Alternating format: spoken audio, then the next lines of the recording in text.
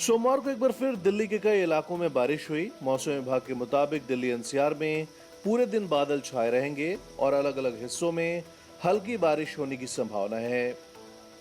2 दिनों के बाद ही दोबारा हुई बारिश ने दिल्ली के लोगों को गर्मी से मिली राहत को बरकरार रखा है। हल्की बारिश और ठंडी हवाओं की वजह से दिल्ली के तापमान में गिरावट दर्ज की गई है। रविवार को भी राजधानी में अधिकतम तापमान 36 डिग्री दर्ज की गई थी। मौसम विभाग का कहना है कि अगले 3 दिनों में उत्तर भारत में मानसून पहुंच जाएगा। हरियाणा, दिल्ली, पंजाब, गुजरात, राजस्थान और दूसरे कुछ राज्यों में 24-25 जून को मानसून के आगमन का अनुमान है। यूपी के कानपुर से बेहद चौंकाने वाली खबर आई है। यहाँ के सरकारी बालिका संरक्षण गृह में 57 लड़कियों को कोरोना पॉजिटिव पाया गया है। उसमें से भी 5 लड़कियां गर्भवती हैं। फिलहाल संस्थान की जिन लड़कियों और स्टाफ में कोरोना के लक्षण नहीं मिले हैं, उन्हें क्वारंटीन किया गया है और पूरी बिल्डिंग को सील कर दिया गया है। सभी पॉजिटिव लड़कियों को रामा मेडिकल कॉलेज भेजा गया, जहां जांच के बाद ये भी पता चला कि 2 गर्भवती लड़कियां जिनकी उम्र महज 17 साल है, उनमें से एक HIV और दूसरी हेपेटाइटिस C से पीड़ित है। कानपुर के एसएसपी दिनेश कुमार पी का कहना है कि दोनों लड़कियां शेल्टर होम आने से पहले ही प्रेग्नेंट थीं। एक लड़की कन्नौज से है तो दूसरी आगरा से। इधर इस पूरे मामले के खुलासे से हड़कंप मच गया है। खुद यूपी के सीएम योगी आदित्यनाथ ने इस मुद्दे पर कानपुर के डीएम से रिपोर्ट मांगी है। LAC पर चीन के साथ जारी विवाद के बीच सरकार ने सेना को एक बड़ी पावर दी है। सरकार ने सेना को असाधारण परिस्थितियों में फायरिंग के आदेश दिए हैं।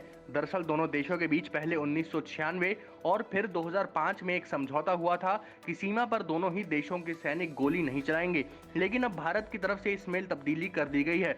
वहीं इतवार को सरकार ने तीनों सेनाओं के डिप्टी चीफ को प्रति प्रोजेक्ट 500 करोड़ रुपए तक के हथियार खरीदने का वित्तीय अधिकार भी दिया था।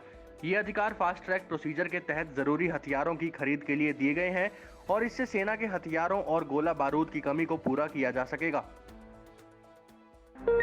लद्दाख की गलवान घाटी में भारत और चीन की सैनिकों के बीच हुई हिंसक झड़प के बाद से कांग्रेस नेता राहुल गांधी प्रधानमंत्री नरेंद्र मोदी पर लगातार निशाना साध रहे हैं। रविवार को एक बार फिर राहुल गांधी ने पीएम मोदी पर निशाना साधते हुए उस बयान को झूठा बताया है जिसमें पीएम ने कहा था कि ना कोई देश में घुसा है, ना ही हमारी जमीन पर किसी ने कब्जा किया है।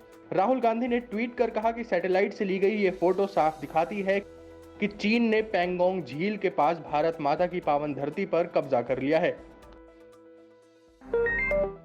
अभिनेता और राजनेता कमल हासन ने लद्दाख के गलवान घाटी में चीनी सेना के साथ हुई झड़प में 20 जवानों की जान जाने को लेकर पीएम मोदी पर हमला बोला है। भारत और चीनी सैनिकों के बीच हुई हिंसक झड़प पर कमल हासन ने मोदी सरकार से पारदर्शिता और जवाबदेही की मांग करने वाला बयान दिया है। कमल हासन ने कहा कि चीन ने 15 जून को लद्दाख में भारतीय सैनिकों पर हमला कर भारत की पीठ में छुरा घोंपा है।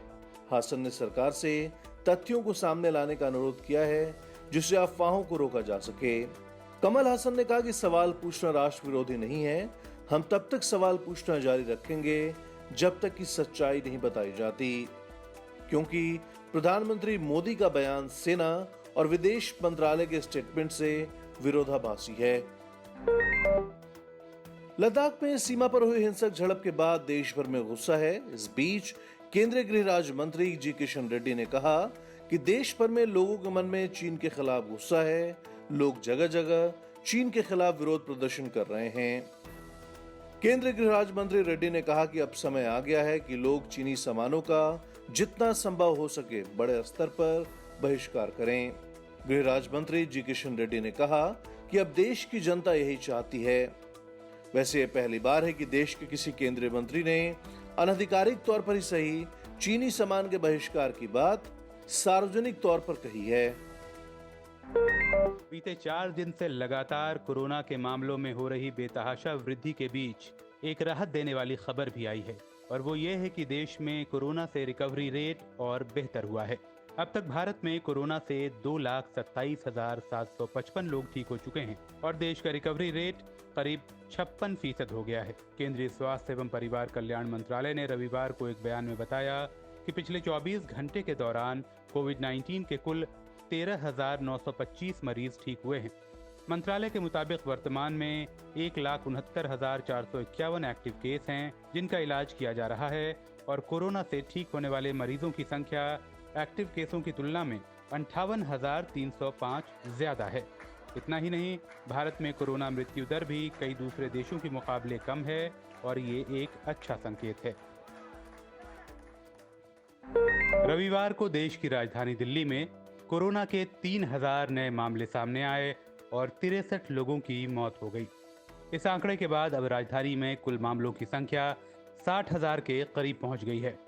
यह है 59,746।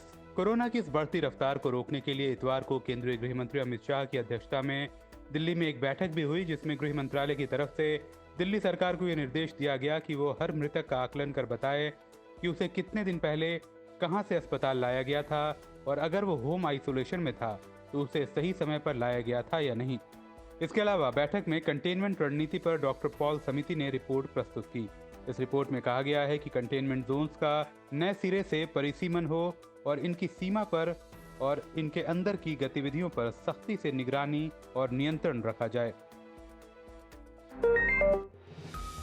कोरोना के बढ़ते प्रकोप के मद्देनजर सुप्रीम कोर्ट ने ओडिशा के पुरी में भगवान जगन्नाथ रथ यात्रा पर रोक लगा दी है। अब इस फैसले के खिलाफ राज्य के एक 19 साल के मुस्लिम युवक आफ्ताब हुसैन ने देश की सबसे बड़ी अदालत में गुहार लगाई है। आफ्ताब के अलावा बीजेपी नेता संबित पात्रा सहित 21 लोगों ने फैसले पर पुनर्विचार की याचिका दायर की है, जिस पर आज सुनवाई होगी। इसमें सबसे दिलचस्प मामला आफ्ताब का है। इकोनॉमिक्स के इस छात्र ने अपनी याचिका में बताया कि कैसे कोरोना से बचते हुए आफ्ताब के मुताबिक मंदिर में 1172 सेवक हैं। इन सभी का कोविड-19 टेस्ट किया जा चुका है जो नेगेटिव आया है। तीनों रथ खींचने के लिए 750 लोगों की आवश्यकता होती है। मंदिर के पास 1172 सेवक हैं। ये लोग ही रथों को खींचकर गुंडीचा मंदिर तक ले जा सकते हैं। इस तरह रथ यात्रा बिना बाहरी लोगों के शामिल हुए बिना भी निकाली जा सकती है। इस दौरान पूरे शहर को बंद कर दिया जाना चाहिए।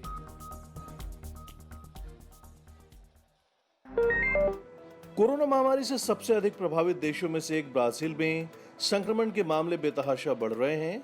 ब्राजील में बीते 24 घंटे में 1022 लोगों की कोरोना के कारण जान चली गई। इसके साथ ही ब्राजील में मरने वालों की संख्या 50,000 के पार पहुंच गई है। ब्राजील के स्वास्थ्य मंत्रालय के मुताबिक संक्रमितों की संख्या 10,80,000 से अधिक हो गई है। अभी यह महामारी अपने चरम पर नहीं पहुंची है। ब्राजील से ज्यादा मौतें केवल अमेरिका में हुई है।